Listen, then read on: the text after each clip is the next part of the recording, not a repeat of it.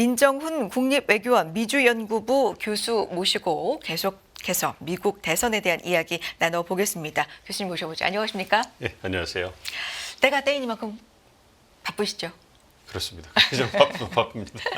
네, 미국 대선과 관련돼서 굉장히 바쁘게 이제 의견 주고 계신데 저희 출연 요청 응해 주셔서 감사드리고요. 네, 첫 번째 질문 드리겠습니다. 미국 대통령 선거 본투표 시작이 됐고 지금 한창 진행 중에 있고요.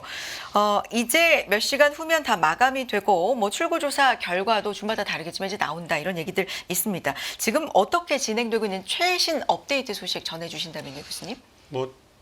진짜 초박빙이고요. 네. 이렇게 초박빙인 적이 있었나 좀 생각이 듭니다. 물론 2000년도에도 굉장히 초박빙이어서 최종 결정이 나온 데까지 한 달이 넘게 걸리긴 했습니다만 그래도 이 선거 과정을 지켜보면서 이렇게 두 후보의 지지율 격차가 엎치락뒤치락 하면서 우리 시차말로 딱 붙은 경우는 찾아보기 쉽지는 않거든요. 네. 그래서 뭐 말씀해 주신 것처럼 마지막 까지 실시된 여론조사 결과를 보면 정말로 초박빙이고 7개 그 경합주에서 여론조사 결과마다 엎치락뒤치락 하고 있는 그런 상황이기 때문에 어느 후보가 앞선다, 승리한다 이렇게 단정짓기는 어렵지만 7개 경합주 중에서 제가 쭉 지켜봤을 때 마지막까지 지켜봤을 때 러스트벨트라고 하는 위스콘신, 미시간, 펜실베니아 그리고 선벨트라고 하는 네바다, 노스캐롤라이나, 조지아, 애리조나 7개 주 중에 러스트벨트 3개하고 네바다는 해리스 후보가 승리할 가능성이 다소 높지 않은가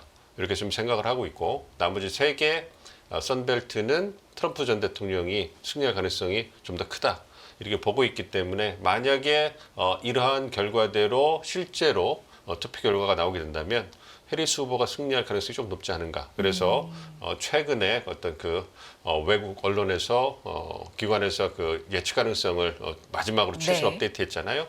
여기에서 해리스 후보의 그 당선 가능성이 트럼프보다 좀 높게 나왔어요. 영국 이코노미스트. 그래서 특정 그 언론을 얘기했는지 모르겠습니다. 그래서 그래서 그 부분을 고려 본다면 아무래도 그 당선 가능성도 중요하겠지만 거기서 예측한 선거인단 확보 수가 해리스 276대 트럼프 262로 나오고 있기 때문에 270을 넘기는 후보가 승리하는 거니까 해리스의 당선 가능성이 다소 높지 않나 이렇게 생각을 하고 있습니다만 워낙 박빙이고 오차범위 내에서의 여론조사 결과를 바탕으로 했기 때문에 뚜껑을 열어봐야 된다. 그래서 최종 결과를 지켜봐야지만 승자를 알 수 있을 것이다. 이렇게 생각합니다. 언론 일부에서는 이 차이가 너무나 미미하고 거의 동률이라고도 볼 수 있기 때문에 면도날 차이다 뭐 이런 표현을 쓰더라고요. 그야말로 뚜껑을 열어봐야 안다라는 말씀이신데 지금 누구라도 가장 중요한 승부처다라고 말하는 곳이 펜실베이니아입니다. 여기는 어떤 체크 포인트가 있어요? 그리고 여기가 왜 승부처가 되는 겁니까? 바이든 대통령 때도 그랬잖아요.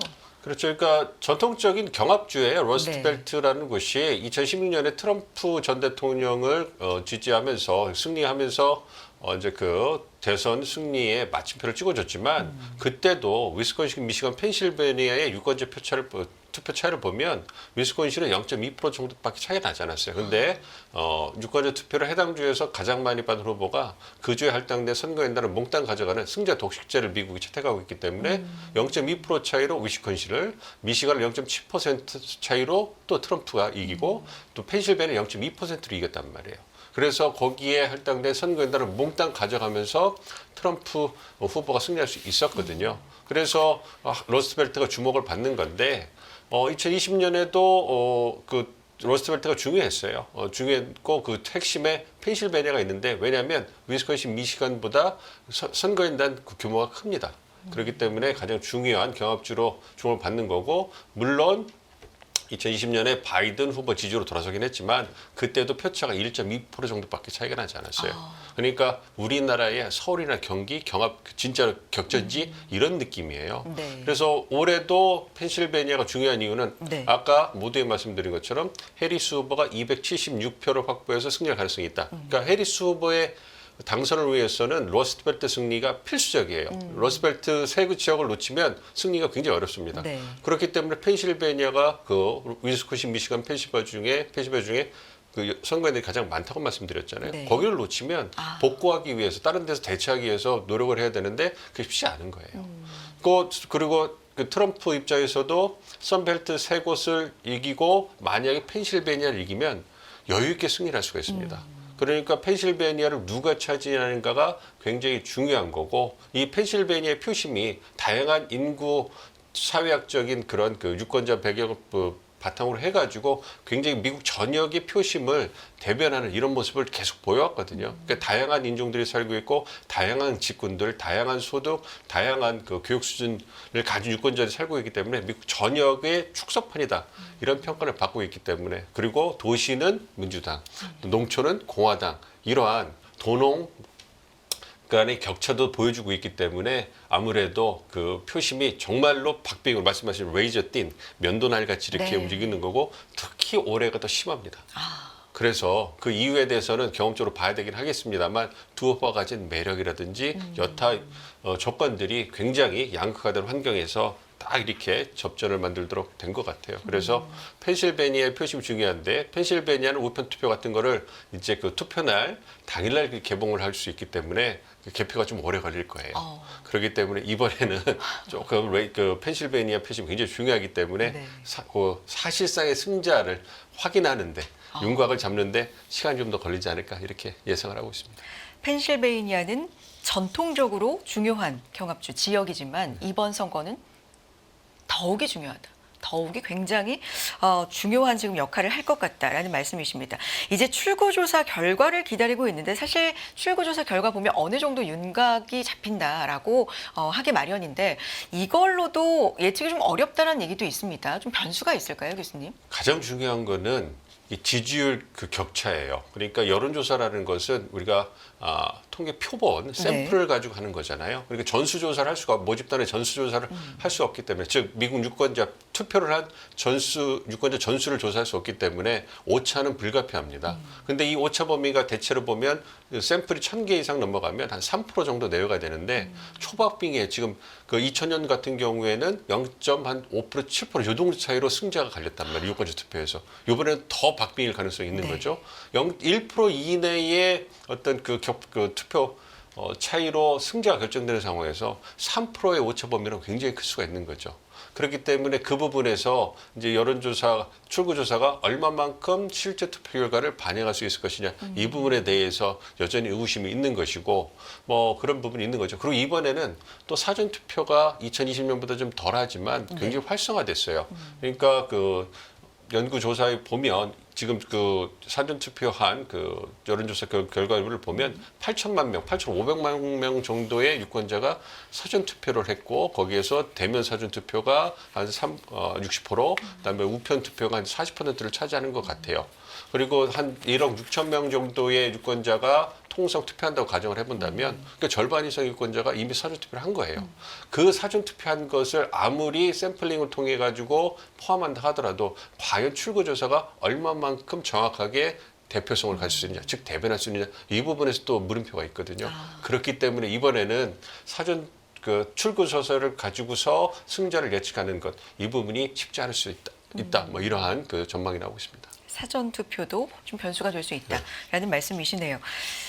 이번 선거 여러 가지 의미가 물론 있습니다만, 트럼프 전 대통령이 다시 재입성을 하는지, 아니면 최초의 여성 대통령이 탄생을 하는지, 이 여성들의 표심도 어디로 향하는지, 뭐 이 부분도 상당히 관전 포인트가 될 것 같습니다. 어떻게 보십니까? 그렇습니다. 네. 이번 말씀해 주신 것처럼 두 후보의 어떤 그 인구 통계학적인 배경이 워낙 차이가 크기 때문에, 잘 아시는 트럼프 대통령은 고령의 백인 남성의 네. 주류, 이런 느낌이고, 카밀라 해리스 민주당 후보 같은 경우는 상대적으로 젊고 비백인 여성의 이제 최초로 유리천장, 즉 최고위직을 도전하는 두 번 힐러리 클린턴에 이어서 두 번째 여성 후보이기 때문에, 과연 미국이 새로운 역사를 만들어낼 수 있을 것이냐, 네. 이분은 관심이 주목되고 있잖아요. 그리고 특히 그 2022년에 연방 대법원이 1973년에 로비 웨이드라는 어떤 그 굉장히 중요한 대법원 판결을 통해 가지고 여성들에게 미국 내에서 낙태권을 보장해 줬거든요. 이거를 폐기해 버렸어요. 그리고 주정부가 결정하라고 해서 다 돌려버렸단 말이에요. 그 이후에 그 보수적인 남부주들을 중심으로 해서 굉장히 극단적이고 강력한 낙태 금지법이 제정이 되면서 미국 내 여성들이 굉장히 좀 불끈하고 이제 정치적으로 동원되는 이런 상황이 벌어졌습니다. 그래서 2022년 중간 선거에서 민주당이 선방하는데 굉장히 여성의 평심이 중요한 역할을 했고 이번에 해리스 후보가 이제 나오면서 그러한 낙태권을 굉장히 강조하면서 선거 전면에 부각을 시켰거든요. 이거를 토대로 해가지고 여성들이 이제 얼마나 결집하고 동원할 수 있을 것이냐. 특히 공화당에 보다 더 우호적이었던 백인 여성들이 얼마만큼 민주당 해리스 후보를 지지할 것이냐. 이게 관건이거든요. 그러니까 백인의 표심이 약간이라도 민주당 쪽으로 움직일 수 있다면 이 초박빙 그 선거에서 굉장히 중요한 게임 체인저 역할을 할 수가 있는 것이거든요. 그렇기 때문에 주목을 하고 있는 상황입니다. 네, 이 관련돼서 최근에 남편 모르게 해리스에게 투표하자라는 광고가 좀 대선 막판에 좀 화제가 되기도 했는데 광고 짧게 좀 안내를 해드리면 내용이요. 투표용지를 마주한 중년 한 백인 여성이 잠시 이제 망설이다가 트럼프 아닌 해리스에 이제 기표를 한 뒤에 백인인 남편이 올바른 선택을 했냐 이렇게 물어보니까 물론이지 여보 뭐 이렇게 대답을 하는 짧게 설명을 드리면 뭐 이런 광고입니다. 사실 이렇게 박빙일 때는 우리가 흔히 샤이라는 표현 많이 쓰는데 뭐 샤이 트럼프, 뭐 히든 해리스 이런 얘기 하잖아요. 이게 또 변수가 될 수 있는데 어떤 특징이 있을까요? 아무래도 두 대선 후보가 갖고 있는 그 특성 때문에 그런 게 아닌가 싶어요. 네. 2010년을 돌아가 보시면 샤이 트럼프라는 말이 그때 나오기 시작했잖아요. 근데 트럼프라는 후보가 갖고 있는 정치적 배경을 보면 정치적 아웃사이드였고 어느 누구도 대선 후보, 공화당 대선 후보로 나올 거라고 예상을 못했는데 출마 선언을 하고 이제 공화당 대선 후보가 되면서 대선까지 출마했단 말이에요. 근데 그분이 내세우고 있는 그러한 정책적인 그 공약이라든지 갖고 있는 개인적인 배경을 보면 보수 정당이고 굉장히 전통적 또 가족의 가치를 중시하는 공화당의 가치와는 신념과는 잘 매치가 되지 않았어요. 그렇기 때문에 이 공화당 주류 지지층이 선거 막판까지 지지를 보류를 했습니다. 근데 결국에는 힐러리 클린턴 민주당 후보가 당선되는 것을 좌시할 수 없으니까 결국은 트럼프에게 표를 던졌거든요. 그러니까 여론조사 결과하고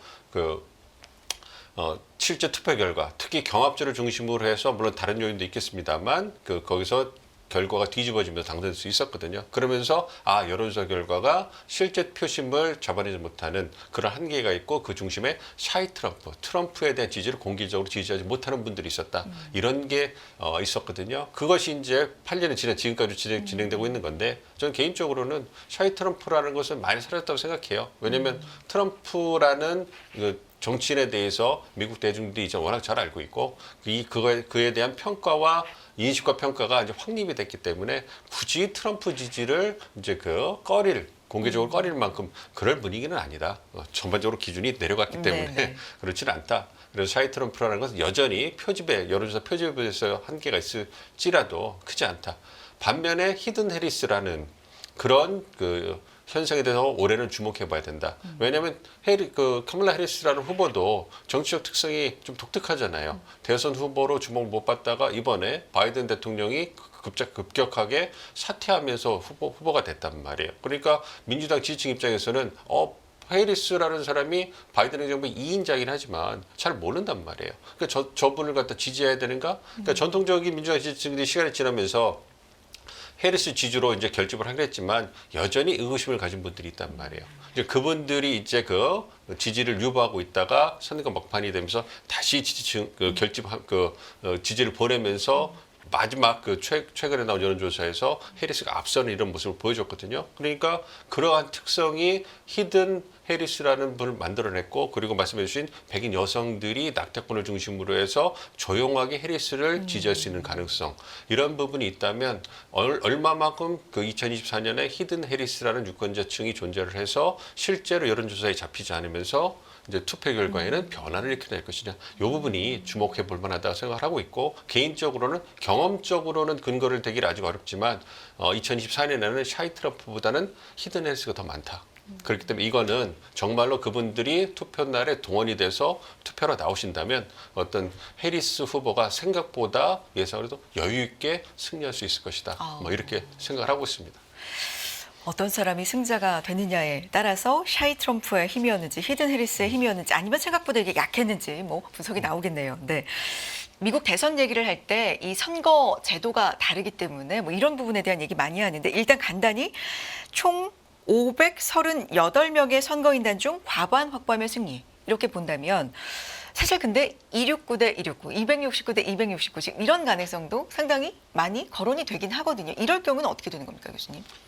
그렇게 538이 짝수기 때문에 네. 이론적으로 269 대 269 정확하게 절반으로 나눠진 네. 그런 가능성이 존재하는 거고요. 이번에 초박빙이고 진짜로 여러 가지 시나리오를 따졌을 때 그러니까요. 그게 가능하다 네. 이러한 얘기가 나오니까 저희가 주목을 네. 하는데 그렇게 될 경우에 선거인단 투표를 통해서 과반을 획득하는 후보가 없을 때 연방 헌법에서 어떻게 규정하고 있냐면 연방 하원에서 어떤 그 임시 선거라고 그래. 컨티넨트 일렉션 임시 선거를 실시해 가지고 하원 그 임시 선거에서 과반을 획득하는 후보가 대통령이 되도록 규정을 해 놨어요.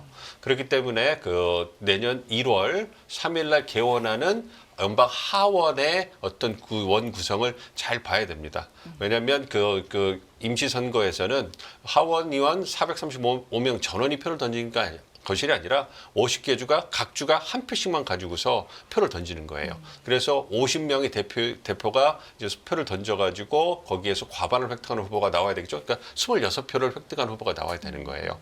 근데 현재의 원 구성을 보면 연방 하원이 26개 주에서 우위를 보이고 있어요. 그러니까 아무래도 26개 주에서는 공화당을 대변하는 하원이 나와서 표를 던질 거고 민주당은 적은 수가 나오겠죠. 그렇게 되면 만약에 연방 하원이 지금과 같이 구성이 된다면 지금 그 연방 하원 선거 굉장히 박빙입니다만 구성이 된다면 트럼프에게 유리할 수 있다.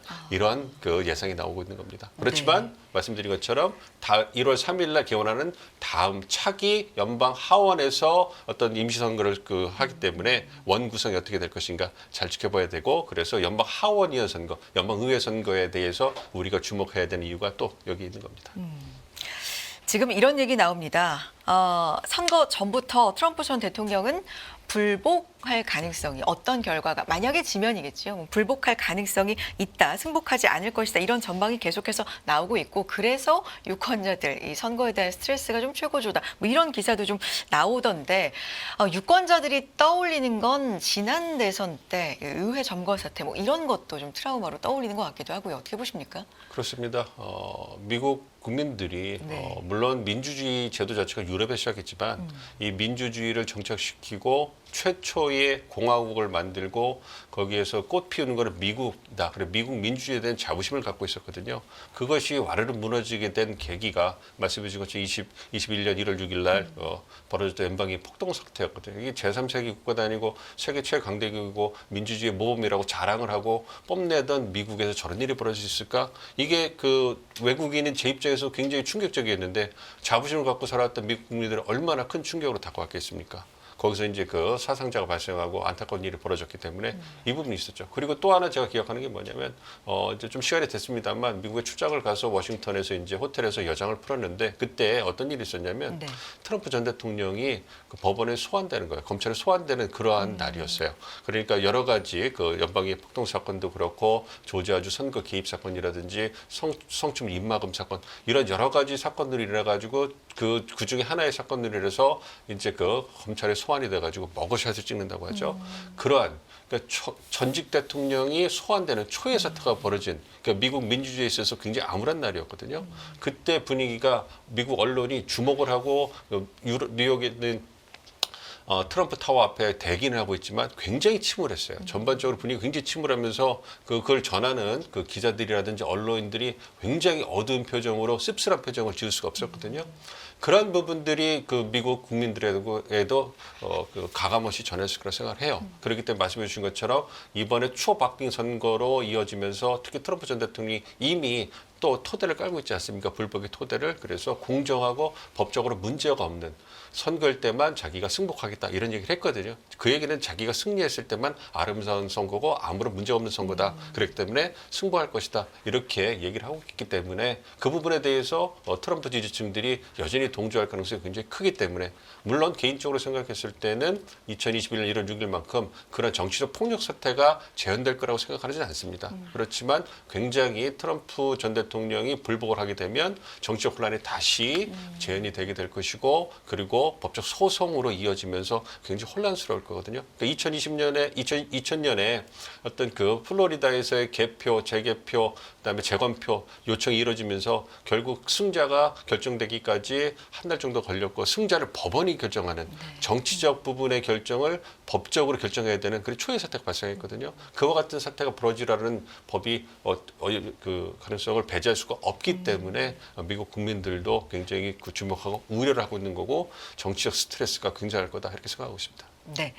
또 하나 짚어볼 게 이제 대선과 같이 치러지는 상하원 선거입니다. 따끈따끈한 골드만 보고서를 보면 40% 확률로 해리스 승리, 의회는 분열, 30% 확률로 트럼프 승리, 의회 분열 뭐 이렇게 분석을 하는 따끈따끈한 보고서가 있기도 한데 상하원 선거에 대해서 어떻게 좀 막으세요? 그러니까 우리가 대선에는 보다 더 집중하지만 상하원으로는 좀 그 관심이 좀 그렇죠. 주긴 했는데, 그러니까 연방 상원 같은 경우에는 3분의 1씩 선거를 해요. 네. 아무래도 그래서 클래스 1, 2, 3이 있어가지고 그 나눠서 선거를 하는데 이번에는 하나의 클래스가 선거 그 재선이하고 이제 그 선거 도전하니까 한 34명 정도가 100명이니까 34명 정도가 투표를 선거에 나서게 되는 것이고요. 연방 상원 같은 경우에는 현재는 민주당이 다수당입니다. 박빙으로 다수당인데 지금 여론조사 결과를 보면 이번 다음 그 연방 상원은 공화당이 다수당이 될 가능성이 높다. 그래서 거기에 최소한 51대 49로 공화당이 승리할 가능성이 굉장히 크다 이렇게 생각하고 있기 때문에 이변이 없는 한 공화당이 연방 상원을 장악하는 그런 시나리오가 발휘가 될 것 같고요. 하원은 잘 모르겠어요. 굉장히 네. 박빙입니다. 경합주가 20개, 한 40개 정도 되기 때문에 여기서의 결과에 따라서 어느 당이 승리할 것인가 좀 봐야 되는데 그래도 한 달 전까지는 민주당이 좀 더 우세하지 않을까? 그래서 박빙으로 민주당이 승리할 수 있지 않을까? 이런 예상이 좀 더 많았는데 아무래도 트럼프 전 대통령이 선전에 힘입어가지고 공화당이 힘을 내는 이런 형국이 만들어졌어요. 그래서 굉장히 박빙이고 최근에는 공화당이 다수될 가능성이 있다. 그러나 굉장히 어떤 그 의석수는 차이가 크지 않을 것이다. 박빙으로 공화당이 승리할 가능성이 있다. 이런 부분에 조금씩 무게가 실리고 있는데 여전히 박빙입니다. 그렇기 때문에 주목해 봐야 될 것은 말씀해 주신 것처럼 해리스가 대통령이 되고 연방 상원을 공화당이 장악했을 경우 네. 그때는 이제 분점 정부가 되니까 입법 성과나 이런 부분에서 어려울 거예요. 뭐 쟁점 법안 같은 게 통과될 가능성은 거의 불가능하죠. 왜냐하면 하원과 연방의회와 대통령이 다르기 때문에 정당이 다르기 때문에 그렇지만 트럼프가 당선이 되고 연방 상하원이 그 공화당이 장악하면 이때는 굉장히 강력한 그러한 정치적인 결과가 나올 수 있는 거죠. 왜냐하면 트럼프의 주요 정책인 이민이나 관세 통상 같은 부분에서의 법적인 입법적인 서포트를 갖다가 연방의회가 해줄 수 있기 때문에 그렇게 된다면 우리가 생각했던 것보다 더 강력하고 독해진 트럼프 행정부가 자신의 주요 정책을 실현하는데 연방의회가 큰 굉장히 중요한 정치적 부분이 될 수가 있기 때문에 이런 부분에서 상당한 우려가 제기되고 있는 부분입니다. 그래서 연방의회 결과도 우리가 잘 지켜봐야 될 것 같습니다. 알겠습니다. 미국 대선 결과에 따라서 글로벌 정세는 또 어떤 영향이 있을까? 뭐 저희는 경제 얘기를 비중 있게 좀 다루기는 합니다만 각종 경제 분야, 산업 분야에서도 여러 가지 변화가 좀 예상이 되고 있고요. 특히 지정학적 리스크가 지금 어느 때보다도 고조가 되고 있는 상황에서 이런 부분은 영향이 어떨 거라고 보십니까? 크게 저희가 대외 정책을 얘기할 때 두 가지로 분류를 합니다. 외교안보 정책과 경제 통상 정책인데요. 우선 그 외교안보 정책 간략히 말씀드리고 경제 통상을 말씀드리면 외교안보 정책에 있어서는 그 두 후보의 어떤 그 정책 기조가 확연히 차이가 나죠.